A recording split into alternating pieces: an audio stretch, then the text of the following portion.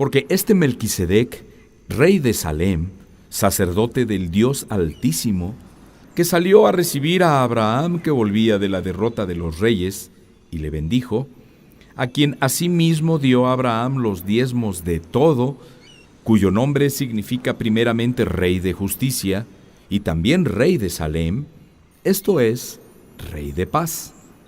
Sin padre, sin madre, sin genealogía, que ni tiene principio de días, ni fin de vida, sino hecho semejante al Hijo de Dios, permanece sacerdote para siempre.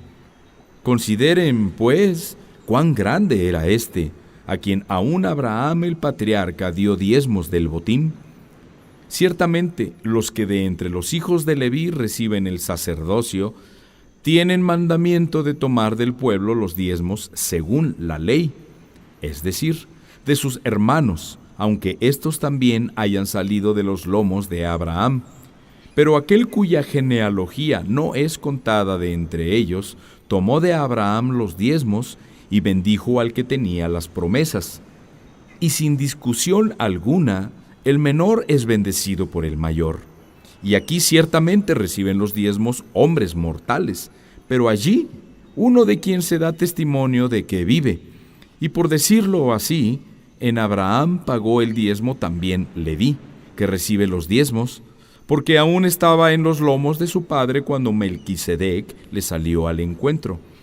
Si pues la perfección fuera por el sacerdocio levítico, porque bajo él recibió el pueblo la ley, ¿qué necesidad habría aún de que se levantase otro sacerdote según el orden de Melquisedec y que no fuera llamado según el orden de Aarón? Porque cambiado el sacerdocio, necesario es que haya también cambio de ley. Y aquel de quien se dice esto es de otra tribu, de la cual nadie sirvió al altar. Porque manifiesto es que nuestro Señor vino de la tribu de Judá, de la cual nada habló Moisés tocante al sacerdocio. Y esto es aún más manifiesto si a semejanza de Melquisedec se levanta un sacerdote distinto, no constituido conforme a la ley del mandamiento acerca de la descendencia, sino según el poder de una vida indestructible. Pues se da testimonio de él: tú eres sacerdote para siempre, según el orden de Melquisedec. Queda pues abrogado el mandamiento anterior a causa de su debilidad e ineficacia, pues nada perfeccionó la ley, y de la introducción de una mejor esperanza, por la cual nos acercamos a Dios. Y esto no fue hecho sin juramento, porque los otros ciertamente sin juramento fueron hechos sacerdotes, pero éste, con el juramento del que le dijo: juró el Señor y no se arrepentirá, tú eres sacerdote para siempre, según el orden de Melquisedec. Por tanto, Jesús es hecho fiador de un mejor pacto, y los otros sacerdotes llegaron a ser muchos, debido a que por la muerte no podían continuar, mas éste, por cuanto permanece para siempre, tiene un sacerdocio inmutable, por lo cual puede también salvar perpetuamente a los que por él se acercan a Dios, viviendo siempre para interceder por ellos, porque tal sumo sacerdote nos convenía, santo, inocente, sin mancha, apartado de los pecadores y hecho más sublime que los cielos,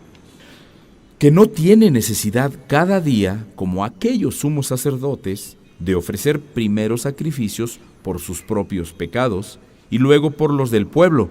porque esto lo hizo una vez para siempre, ofreciéndose a sí mismo. Porque la ley constituye sumos sacerdotes a débiles hombres, pero la palabra del juramento, posterior a la ley, al Hijo, hecho perfecto para siempre. Ahora bien, el punto principal de lo que venimos diciendo es que tenemos tal sumo sacerdote,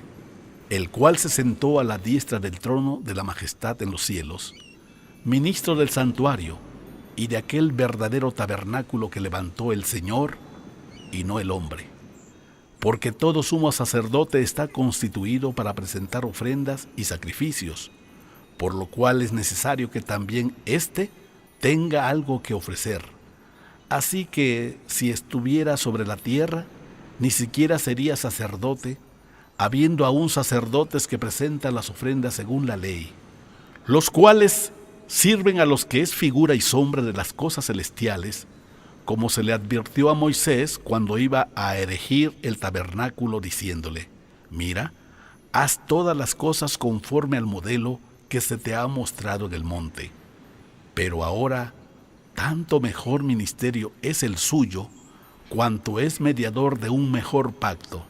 establecido sobre mejores promesas. Porque si aquel primero hubiera sido sin defecto, ciertamente no se hubiera procurado lugar para el segundo. Porque reprendiéndolos dice: he aquí vienen días, dice el Señor, en que estableceré con la casa de Israel y la casa de Judá un nuevo pacto, no como el pacto que hice con sus padres, el día que los tomé de la mano para sacarlos de la tierra de Egipto, porque ellos no permanecieron en mi pacto, y yo me desentendí de ellos, dice el Señor, por lo cual este es el pacto que haré con la casa de Israel. Después de aquellos días, dice el Señor, pondré mis leyes en la mente de ellos, y sobre su corazón las escribiré, y seré a ellos por Dios, y ellos me serán a mí por pueblo. Y ninguno enseñará a su prójimo, ni ninguno a su hermano, diciendo: conoce al Señor, porque todos me conocerán, desde el menor hasta el mayor de ellos, porque seré propicio a sus injusticias, y nunca más me acordaré de sus pecados y de sus iniquidades. Al decir nuevo pacto, ha dado por viejo al primero, y lo que se da por viejo y se envejece, está próximo a desaparecer. Ahora bien, aún el primer pacto tenía ordenanzas de culto y un santuario terrenal, porque el tabernáculo estaba dispuesto así. En la primera parte, llamada el lugar santo, estaban el candelabro, la mesa y los panes de la propiciación. Tras el segundo velo estaba la parte del tabernáculo llamado el lugar santísimo, el cual tenía un incensario de oro y el arca del pacto cubierta de oro por todas partes, en la que estaba una urna de oro que contenía el maná, la vara de Aarón que reverdeció y las tablas del pacto, y sobre ella los querubines de gloria que cubrían el propiciatorio, de las cuales cosas no se puede ahora hablar en detalle. Y así dispuestas estas cosas, en la primera parte del tabernáculo entran los sacerdotes continuamente para cumplir los oficios del culto. Pero en la segunda parte, solo el sumo sacerdote una vez al año, no sin sangre, la cual ofrece por sí mismo y por los pecados de ignorancia del pueblo, dando el Espíritu Santo a entender con esto que aún no se había manifestado el camino al lugar santísimo, entre tanto que la primera parte del tabernáculo estuviera en pie, lo cual es símbolo para el tiempo presente, según el cual se presentan ofrendas y sacrificios que no pueden hacer perfecto en cuanto a la conciencia al que practica ese culto, ya que consiste solo de comidas y bebidas, de diversas abluciones y ordenanzas acerca de la carne, impuestas hasta el tiempo de reformar las cosas. Pero estando ya presente Cristo, sumo sacerdote de los bienes venideros, por el más amplio y más perfecto tabernáculo, no hecho de manos, es decir, no de esta creación, y no por sangre de machos cabríos ni de becerros, sino de su propia sangre, entró una vez para siempre en el lugar santísimo, habiendo obtenido eterna redención. Porque si la sangre de los toros y de los machos cabríos y las cenizas de la becerra rociados a los inmundos santifican para la purificación de la carne, cuánto más la sangre de Cristo, el cual mediante el Espíritu Eterno se ofreció a sí mismo sin mancha a Dios, limpiará nuestras conciencias de obras muertas para que sirvan al Dios vivo. Así que, por eso es mediador de un nuevo pacto, para que, interviniendo muerte para la remisión de las transgresiones que había bajo el primer pacto, los llamados reciban la promesa de la herencia eterna. Porque donde hay testamento, es necesario que intervenga muerte del testador, porque el testamento con la muerte se confirma, pues no es válido entre tanto que el testador vive, de donde ni aun el primer pacto fue instituido sin sangre, porque habiendo anunciado Moisés todos los mandamientos de la ley a todo el pueblo, tomó la sangre de los becerros y de los machos cabríos, con agua, lana, escarlata e hisopo, y roció el mismo libro y también a todo el pueblo, diciendo: Esta es la sangre del pacto que Dios les ha mandado. Y además de esto, roció también con la sangre el tabernáculo y todos los vasos del ministerio. Y casi todo es purificado según la ley con sangre, y sin derramamiento de sangre no se hace remisión. Fue pues necesario que las figuras de las cosas celestiales fueran purificadas así, pero las cosas celestiales mismas con mejores sacrificios que estos, porque no entró Cristo en el santuario hecho de mano, figura del verdadero, sino en el cielo mismo para presentarse ahora por nosotros ante Dios,